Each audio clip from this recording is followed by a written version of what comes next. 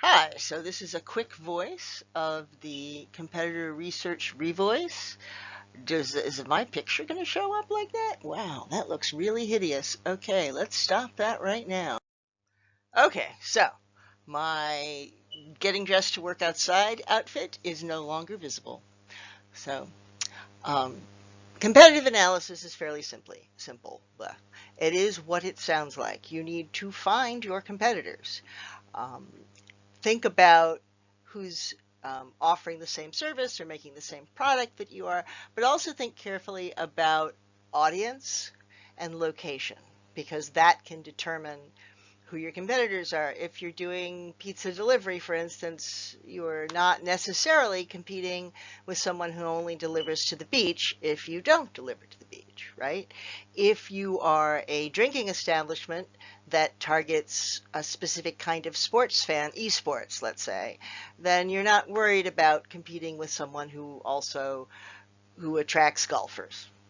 So just tossing that out there that when you're thinking about competitors, it's not just what you do, but it's the same thing. It's to whom are you offering your service and where. So once you've figured out who your competitors are, and your professor is happy to help, you need to locate their social media. Once you've located their social media, you're going to look at some things, which we're going to talk about in more detail, but briefly, you're going to analyze the bio that they have, the contents that they have, and what kind of content that is, and what sort of followers they have, and how they relate to their followers. We can all read together that according to Entrepreneur, the definition of content analysis is identifying your competitors and evaluating their strategies to determine their strengths and weaknesses relative to those of your own product or service. Now, I included a SWOT analysis template in this module. The reason I have a SWOT analysis template is so if you wish to, you can do your own SWOT. But also because you need to understand your own strengths, weaknesses, opportunities, and threats to look at your competitors' strengths, weaknesses, opportunities, and threats relative to your own. Why? I think that's somewhat obvious, but it helps you figure out how you can improve your own communication and promotional tactics, right? What are they doing right? What are they doing wrong? Can you do right the things that they're doing right? Can you avoid the things that they are doing wrong? Um, it helps you forecast the future of the market because if everybody's running in one direction, you have to think about why they're running in one direction and decide if you want to run with them or if you're going to move in the opposite direction. If everybody else is doing very, very promotional heavy material, is that because promotional heavy material is working right now because the economy is very robust and what people are concerned about is price? Or is this the time for you to take a more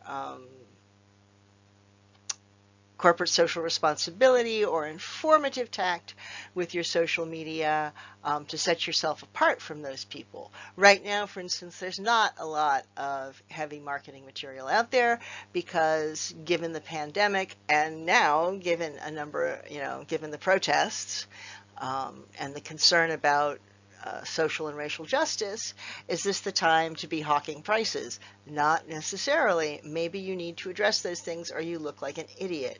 But you do need to think about, why.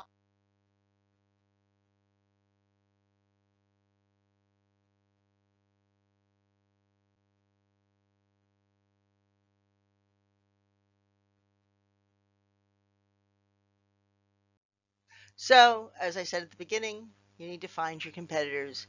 Everybody has them. There is no such thing as a company completely without competitors, except maybe Elon Musk going to Mars. And even then, perhaps NASA. NASA is his competitor. Anyhow, um, if you don't know, Google it. That's a skill that I expect you to apply across your courses and in your professional life. But for instance, if I were looking for competitors for Marsh Media Widgets, inventors of the round widget, I might look up widget sales Miami. I also might use SEM Rush or some other SEO keyword tool to figure out who else is bidding on my keywords like widget sales Miami. There's going to be a number of programs I talk about at the end, some of which are highly expensive, some of which are less so or have free trials. But we'll wait till we get there to talk about them. So now you need to find your competitor's social media. And the question is always, how much do you look at? And my answer would be as much as you have time to. Certainly you need to look at the channels that they are using that you are also using, because that's going to provide your most actionable information, unless, of course, they're being really successful someplace else that you need to consider, or you're thinking that they're too successful in one place and you want to look to be successful on another social platform.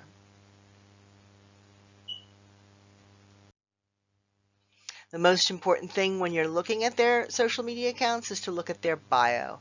Their bio should give you a sense of their brand. That's where you express what you want people to feel about you when they're looking at your social media. Take a look at Coke and Pepsi on either Facebook or Instagram, and you'll have a good example of that. Also, just mentioning it, is you might want to check your bio to make sure that your bio is also giving people a good sense of your brand, because social media is a place where we communicate as humans, or as close to humans as we can get, as most of the time when we're brands. So the brand definition, the bio that reflects that, really means something, because that's your expression of a brand as a human being.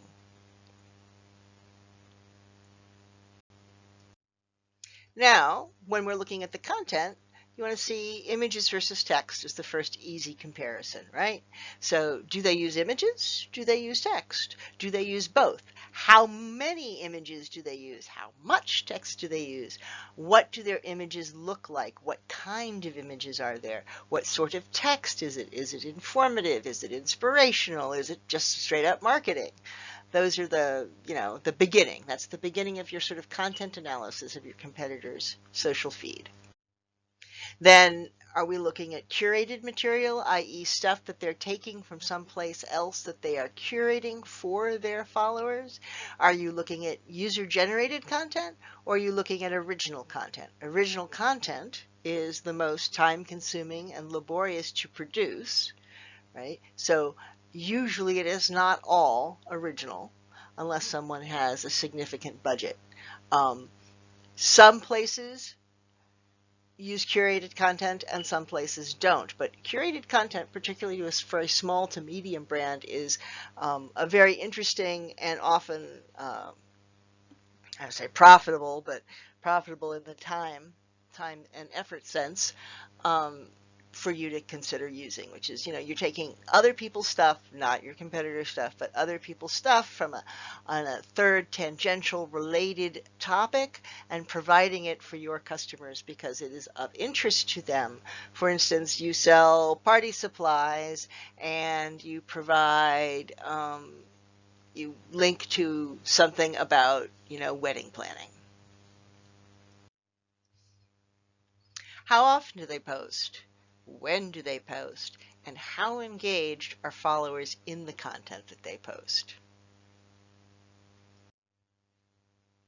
And here's that list of programs, right?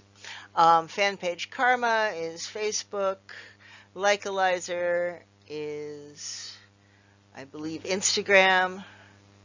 Twitonomy is Twitter. How Sociable and Sprout Sociable are multiple platforms. Sprout, I believe, Sprout's a moderately priced program. It's like $100, $200 a month for most of its usability. I'm not sure it has a free trial. It might. I know that some of the others, FanPage Karma, Likealizer, Twitonomy, and How Sociable, I believe, all have free options. Or at least they used to. Feedly is a news aggregator for listening. It allows you to set up alerts for your brand or for your competitor's brand. It's a lot like Google Alerts. BuzzSumo allows you to look at your content and your competitor's content and see how well it is doing.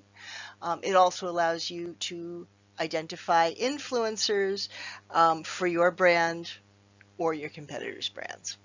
Clear is also another way to rate influencers by how influential they are and how related to what you're trying to talk about they are.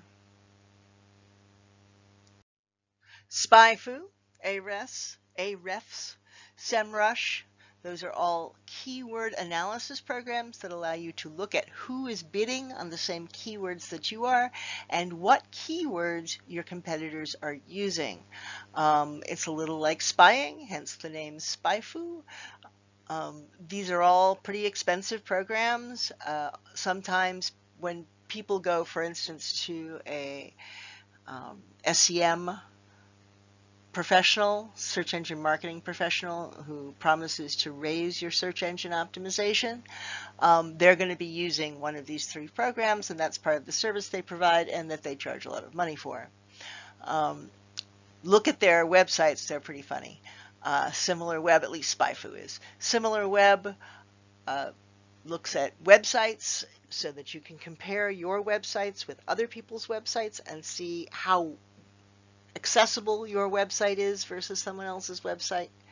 And Alexa compares website traffic to see how people are traveling to websites, who's being more successful that way. This has been your brief revoice of the competitor analysis PowerPoint, but I did cover everything. So I wish you all a happy afternoon, evening, or morning, depending on when you're listening to this, and I shall talk with you later, I am sure.